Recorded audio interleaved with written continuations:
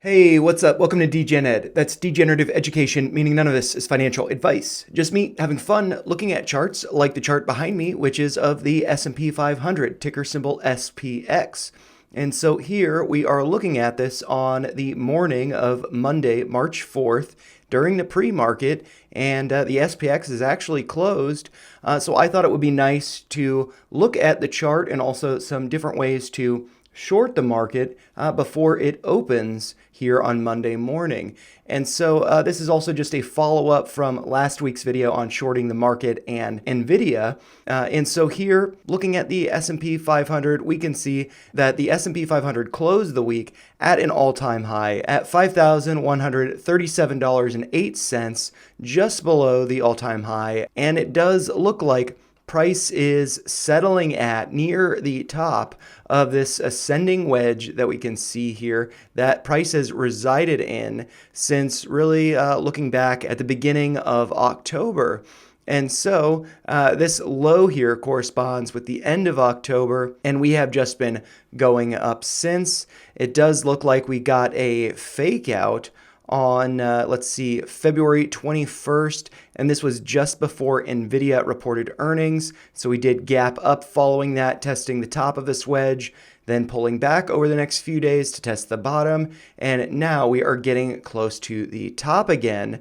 And so I'm just wondering, when this is going to finally hit its peak, when it will turn around, and how money could be made on the downside. And so if you do notice, I do have this alert up here at $5,200, just thinking, maybe this will bounce around inside the wedge for a little bit longer, and maybe it'll hit that level, maybe that will mark the top. I really don't know. It's been going up higher and higher, and so who knows when the top is? It's impossible to time the exact top or the exact bottom of anything, but it does look pretty strong here, having put in this higher close, eclipsing last week's high. So, I do think it is looking pretty strong still, but I do suspect it will be getting into some resistance as we do look over at the SPY, which does trade during pre-market. That is down just a little bit, so something to consider there. But I do also want to point out, looking at this on the weekly time frame, we are still trading within this wedge. It has not broken out of it. So I do think, this will continue to go a little bit higher, but eventually it's, either going to break to the upside or the downside.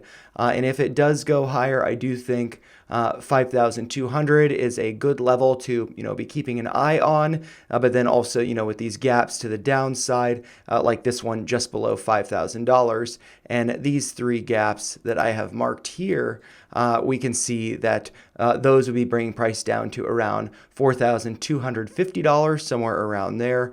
So plenty of downside there. But yeah, so I just also wanted to go over Nvidia because they are actually trading up in the pre-market, up about 2%, and having closed the week above a market cap of $2 trillion.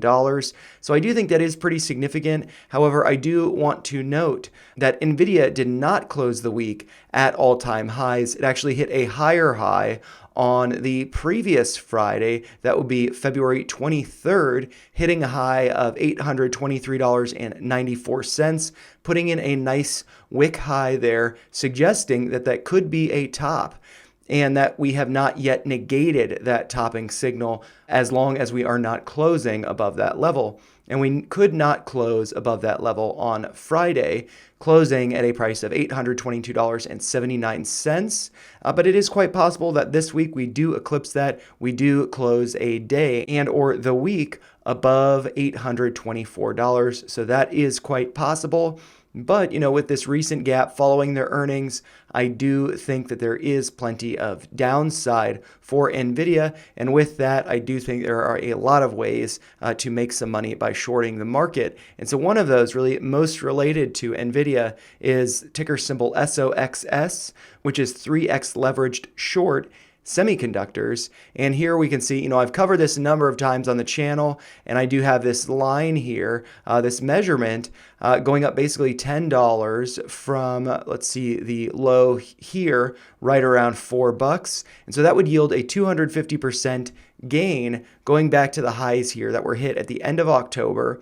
But as you notice, we have broken down more since last week's video. I had done this Fibonacci retracement suggesting that the 1618 at $3.67.8 could be a level of support, but we did open below that on Friday, March 1st, and we closed well below it. And so I do see that the next level down is the 2618, which is at a price of $2.55.8, or right around $2.60. So, with it closing at a price of $3.32 on Friday, March 1st, I do think that there is plenty more downside for this, but I do think that the gains from shorting this as well as shorting the market could be pretty nice. And I do want to note that on Friday, with this big red candle day, went down more than 12.5% on the day, and it is now in the pre-market down just under 4%, corresponding with NVIDIA being up in the pre-market just about 2%, a little over that, after being up 4% on Friday over here. So something to consider there. And then so other ways to short the market that are less risky. SPXU is 3x leverage short the SPX. And so this, moves less than the SOXS does. As you notice, also, this is not directly related to semiconductors. This is the S&P 500 more broadly, short that. And so this is actually up in the pre-market, whereas the SOXS is down. But this is only up about 0.3% in the pre-market. But I do also want to note that from basically the same level that we saw the SOXS at, you would only see about an 80% increase going up to the highs here that were found at the end of October. But, this is less risky. You do see less downside potential as we do wait to find a top in the market. And then an even less risky way to short the S&P 500 is going to be ticker symbol SH. But then again, from the bottom here that I had taken that measurement from, that we have, of course, gone lower than that level, but we would see, about a 22% increase to the highs here that were hit at the end of October. But, you'd see less bleeding on the way down here. So if we do take a measurement from the top here down to the current lows, that is about a drop of 20%.